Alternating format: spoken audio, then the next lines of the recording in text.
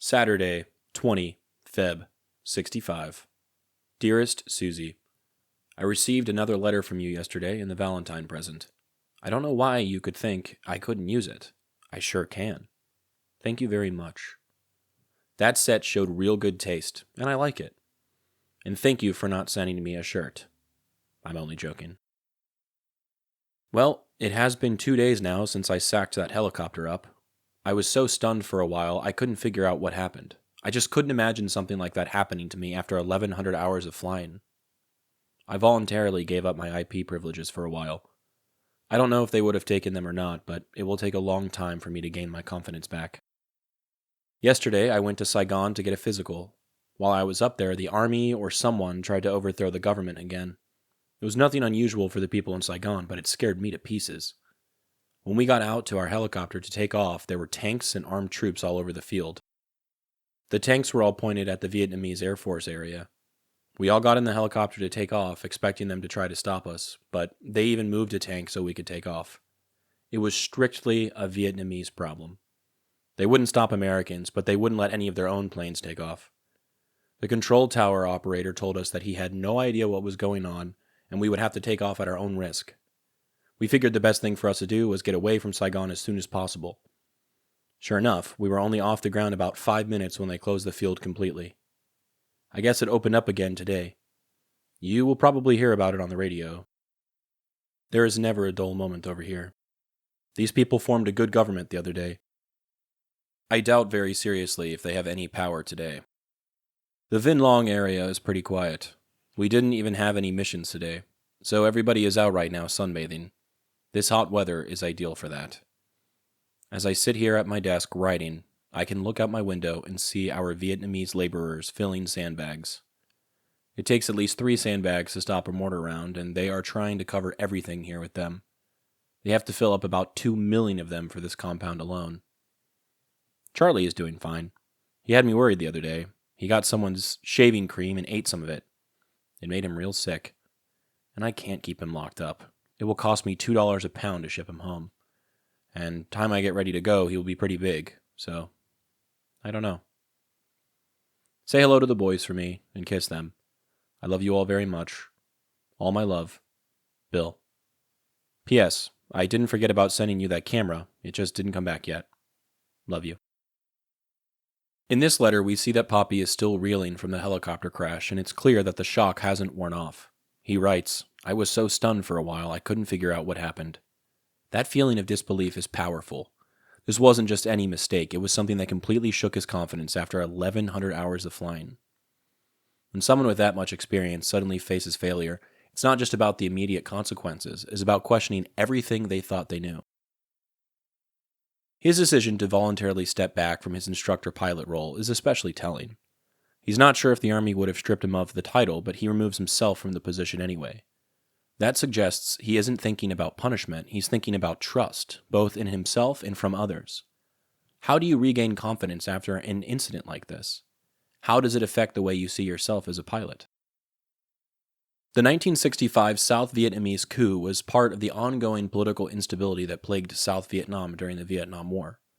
On February 19, 1965, a group of dissident officers led by General Lam Vam Phat and Colonel Pham Ngoc Thao attempted to overthrow the ruling military junta headed by General Nguyen Khan. Their opposition stemmed from dissatisfaction with Khan's leadership, particularly among Catholic officers who felt marginalized under his rule. The coup unfolded with rebel forces moving tanks and troops into Saigon, swiftly seizing key government buildings, radio stations, and the airport. They surrounded Tan Son Nhut Air Base, where Khan and other government officials were stationed, effectively cutting them off. However, Khan managed to rally loyal forces, particularly those under General Nguyen Cao Khai, commander of the South Vietnamese Air Force, and General Nguyen Chan Thai. With the backing of Khai's air power and mounting U.S. pressure, the coup collapsed within a day. Despite the attempted overthrow, Khan chose not to execute the coup leaders, instead allowing them to go into exile, a decision that further weakened his authority.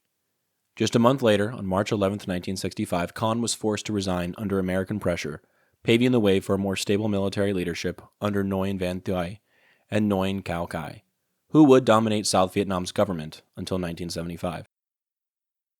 The failed coup reinforced the perception that South Vietnam's government was unstable, making it harder to wage an effective war against the Viet Cong.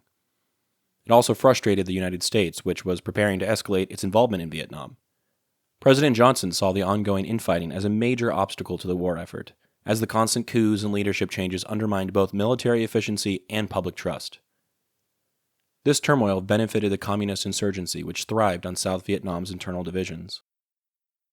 Popi's trip to Saigon for a routine physical turns into a front-row seat to political chaos. He describes the scene with an almost casual detachment, saying, "It was nothing unusual for the people in Saigon, but it scared me to pieces." That contrast is striking. Saigon civilians have become numb to coups, while Popi, an experienced combat pilot, is on edge. The image he paints is dramatic. Tanks and armed troops covering the airfield, all positioned against the Vietnamese Air Force. What's most intense is the moment of uncertainty. He and his crew don't know if they'll be stopped. The control tower operator offers no guidance, simply telling them they're taking off at their own risk. That's an eerie statement. It suggests no one in command really knew what was happening. Popi and his crew make the call to leave as soon as possible, and it turns out to be the right one. The airfield shuts down just minutes after they take off. That timing makes the story even more gripping.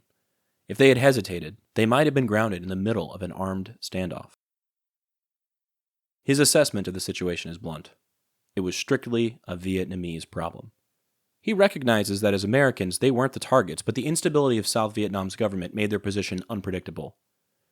He doubts the newly formed government will last, which is a sharp insight. South Vietnam had already cycled through multiple leaders in just over a year, and it wouldn't stabilize anytime soon. Despite the drama of the last 2 days, Popi notes that the Vinh Long area is pretty quiet. The shift in tone is almost jarring. He just survived a helicopter crash, narrowly escaped a coup in Saigon, and now he's watching his fellow soldiers sunbathe. That contrast speaks to the strange rhythm of war. One moment, everything is life or death. The next, soldiers are lying out in the sun as if they were on a beach. But the quiet doesn't mean there's no danger. He describes watching Vietnamese laborers fill sandbags, noting that it takes at least 3 sandbags to stop a mortar round, and they are trying to cover everything here with them. That's a haunting detail. It tells us just how vulnerable they feel. Every wall, every structure needs reinforcement. The sheer number of sandbags, 2 million for their compound alone, hints at the constant, looming threat of attack. This passage also speaks to the strange mix of normalcy and preparation.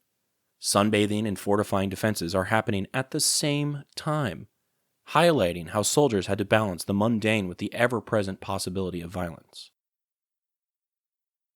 The photo I chose for today depicts the facade for the Saigon Tan Son Nhut Airport, the same place where the main drama occurred for Popi.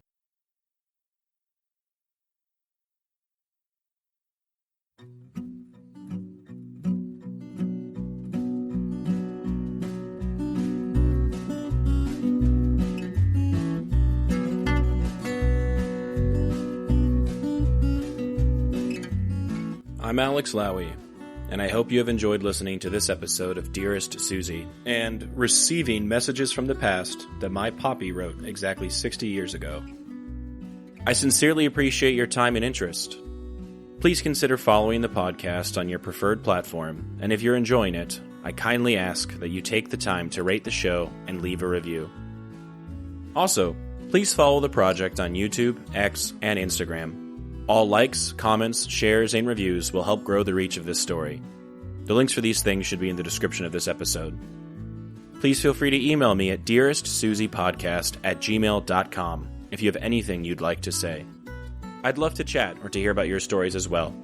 Thank you for listening, and God bless.